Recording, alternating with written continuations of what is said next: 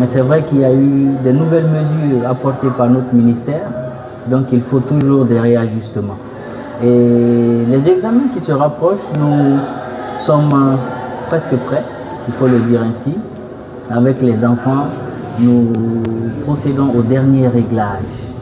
Alors aujourd'hui, il faut voir les enfants sont à quel niveau, qu'ont-ils compris jusqu'aujourd'hui, qu'est-ce qu'il reste à faire parce qu'il n'y a plus assez de temps.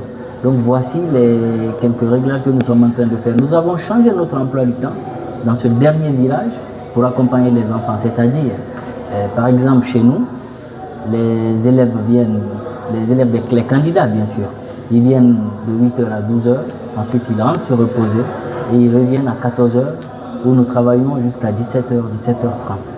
Ça c'est pour permettre aux enfants de souffler un peu, d'être dans l'idée, d'être dans l'esprit de l'examen et nous aussi également nous permettre de bien les encadrer. Donc à côté du réajustement de nos emplois du temps internes, qu'est-ce que nous avons fait? Nous, à l'interne de l'administration, nous avons travaillé sur la progression annuelle des programmes. Est-ce que les enseignants, est-ce qu'ils sont à au moins 99-95% d'exécution du programme? Est-ce que les élèves sont à 97 ou 99% d'acquisition des programmes? C'est aussi un autre travail qui a été fait. Pour toujours préparer nos enfants, aujourd'hui, où nous sommes aujourd'hui, le 2 juin 2026, nous avons commencé les examens blancs avec nos candidats. Entrée en 7e, brevet, baccalauréat. À l'heure où nous sommes, les enfants sont présentement en condition d'examen. Et nous les avons mis dans des conditions d'examen et vous allez voir même que les élèves composent sur ces feuilles que nous avons fait confectionner. Parce que ce sont des feuilles qui sont semblables aux feuilles de l'examen. Donc pour que les enfants déjà apprennent à utiliser ces feuilles, donc tout ça, ça va dans la formation que nous donnons aux enfants pour les préparer à affronter les examens. Donc voici un peu entre autres certains détails dans nos préparations. Et vous, sûr, comment voyez-vous le mental et quel mot et surtout se focaliser sur les choses qu'ils n'ont pas maîtrisées durant toute l'année, pas sur ceux qu'ils ont déjà maîtrisés, mais les choses qu'ils ont déjà maîtrisées. Se focaliser dessus, travailler dessus, au-delà du mental d'acier qu'ils ont. Voilà un peu. Et les parents, nous avons demandé aux parents, en ces instants précieux, de libérer les enfants, de laisser les enfants se concentrer. C'est vrai que les enfants doivent travailler à la maison. Nous défendons toujours ça. Un enfant doit toujours travailler. Si c'est une fille, elle doit aider la maman à faire des tâches ménagères, à faire la préparation. Ça y va dans la formation de l'enfant. Si c'est un garçon, on l'apprend à balayer la cour, on l'apprend à aider papa, même dans la mécanique, il y a beaucoup de choses. Mais cet instant où l'examen est à quelques jours, nous avons demandé aux parents de bien vouloir laisser les enfants se concentrer sur l'examen. Ça ne prendra que quelques jours et après c'est fini. Donc nous avons conseillé les parents, nous avons conseillé les élèves sont prêts.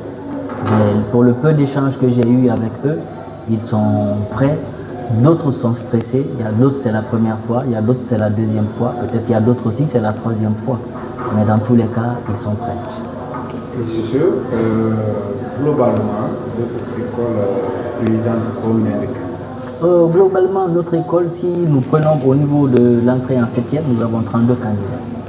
Si nous prenons au niveau du BPC, nous avons 68 candidats. Si nous prenons au niveau du baccalauréat, en terminale sciences maths, nous avons 57. Social, nous avons 57. Terminale sciences maths, nous avons 46. Et terminale expérimentale, nous avons 23 candidats. Donc voici un peu les différents effectifs de nos candidats. Il faut aussi souligner que cette année, nos candidats ont été répartis dans plusieurs centres. Si nous prenons l'entrée en 7e, ils ont été répartis dans 2 centres. C'est bon, parce que ce sont des tout petits. Peut-être qu'il va pleuvoir le jour des examens. Si le centre est loin de la maison, ça peut les causer un peu de problème. Au niveau du brevet, les candidats sont répartis dans 32 centres. C'est énorme quand même. C'est énorme. 32 centres pour 68 élèves, c'est quand même énorme. Au niveau du baccalauréat, les candidats sont répartis dans 38 centres. 38 centres, vous imaginez? Alors nous, en tant qu'encadreurs de l'école, des écoles, nous devons faire le tour de 38 centres pour prendre les cartes des examens dédiés aux enfants. Excusez-moi. Donc, en tant qu'administrateur, nous devons faire le tour des écoles dans 38 centres pour récupérer les cartes des enfants. C'est quand même beaucoup, mais si nous voulons voir le côté positif de la chose, ce sont des grands enfants. Il faut qu'on les apprenne déjà à affronter des situations difficiles, à découvrir des situations autres que celles qu'elles ont dans leur propre école. Donc, si nous voyons les choses dans cet aspect, nous apprécions.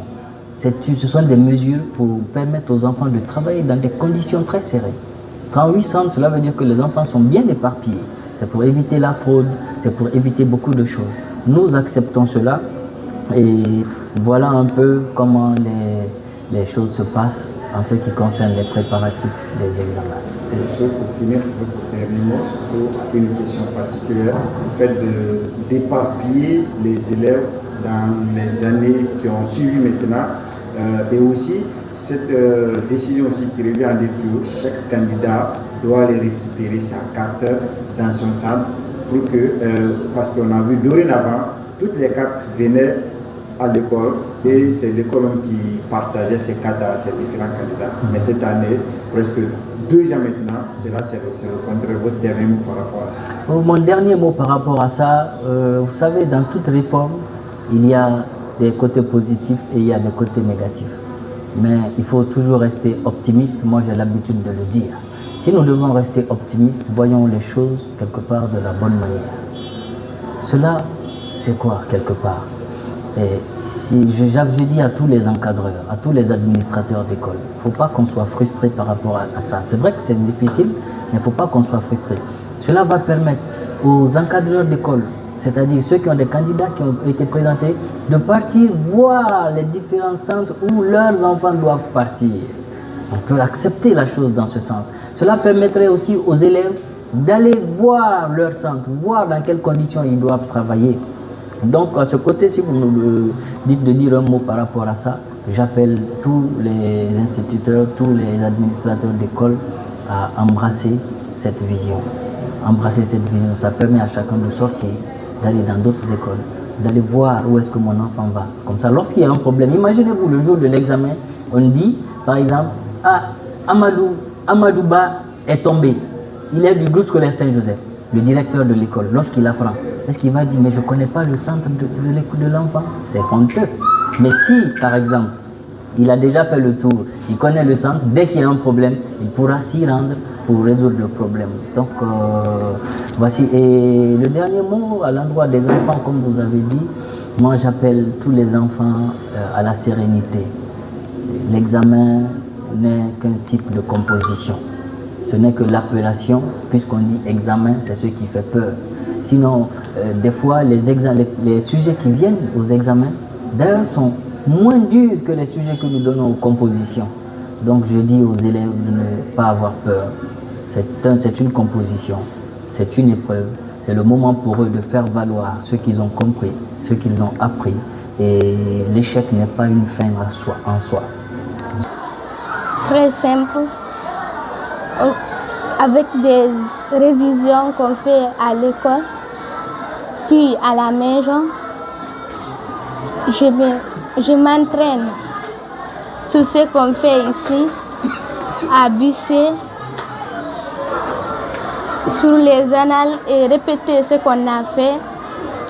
En fait, un autre maître qui nous donne des cours sur ce qu'on a fait. En fait, je m'en sors un peu bien. Je dirais même que je m'améliore. Les élèves candidats aux différents examens nationaux de cette année. Bon, les dispositifs, n'est-ce pas, se passent très bien là aussi. Et parce que là, à l'examen, il n'y a pas de secret. Le seul secret, c'est de concentrer les élèves et ensuite inviter tous les enseignants, n'est-ce pas, à travailler avec les élèves et à renforcer, n'est-ce pas, le peu que vous avez fait au cours de l'année. Et je crois que c'est ça, avec les cours de révision, je crois que là, ça suffit largement pour pouvoir n'est-ce pas, amener les enfants à mieux travailler à l'examen. Voilà. Sinon, il n'y a pas de secret, par ça. Sur quel conseil avez-vous aux élèves des enfants. Donc c'est pourquoi ils ont mis en place un programme national de ces compositions-là. Voilà. Donc, pour nous, ce que les enfants ont fait du 4 octobre jusqu'au 3, je crois que ça, c'est pas néant. C'est pas néant. Donc, nous avons confiance en eux et je crois qu'ils vont faire, n'est-ce pas, ce qui est du droit. Voilà. C'est ça.